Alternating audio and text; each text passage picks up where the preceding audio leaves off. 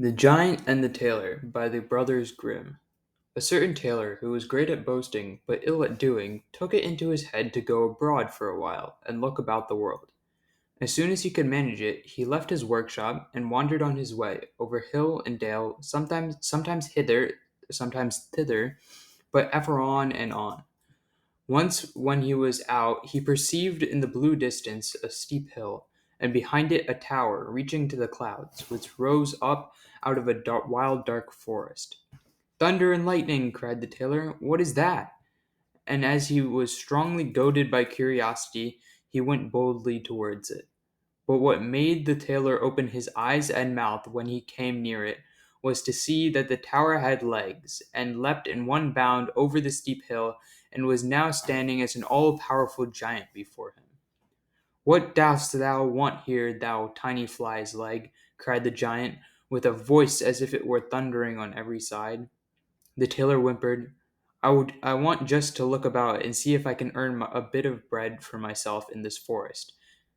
"If that is what thou art after," said the giant, "thou mayst have a place with me."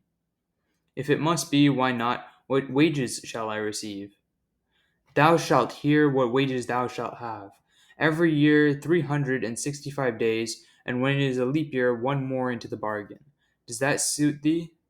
"All right," replied the tailor, and thought in his own mind, "A man must cut his coat according to his cloth. I will try to get away as fast as I can." On this the giant said to him, "Go, little ragamuffin, and fetch me a jug of water." "Had I not better bring it from the well itself at once, and the spring too?" asked the boaster, and went with the pitcher to the water. "What, the well and the spring too?" growled the giant in his beard, for he was rather clownish and stupid, and began to be afraid. "That knave is not a fool, he has a wizard in his body.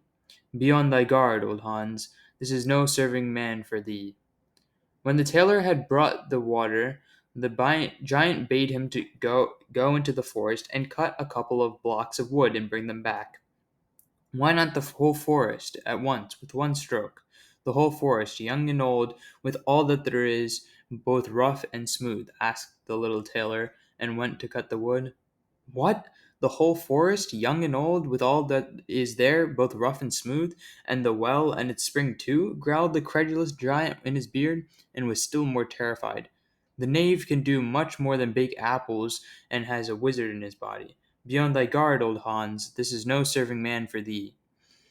When the tailor had brought the wood, the giant commanded him to shoot 2 or 3 wild boars for supper. "Why not rather 1,000 at one shot, and bring them all here?" inquired the ostentatious tailor. "What!" cried the timid giant in great terror. "Let well alone tonight, and lie down to rest."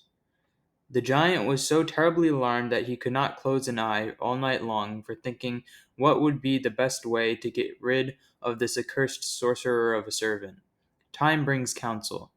Next morning the giant and the tailor went to a marsh, round which stood a number of willow trees.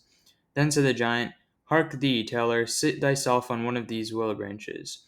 I long of all things to see if thou art big enough to bend it down." All at once the tailor was sitting on it, holding his breath, and making himself so heavy that the bow bent down.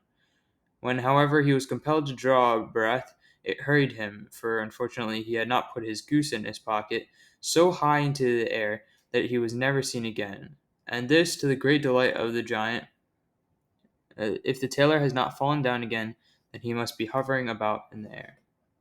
The end.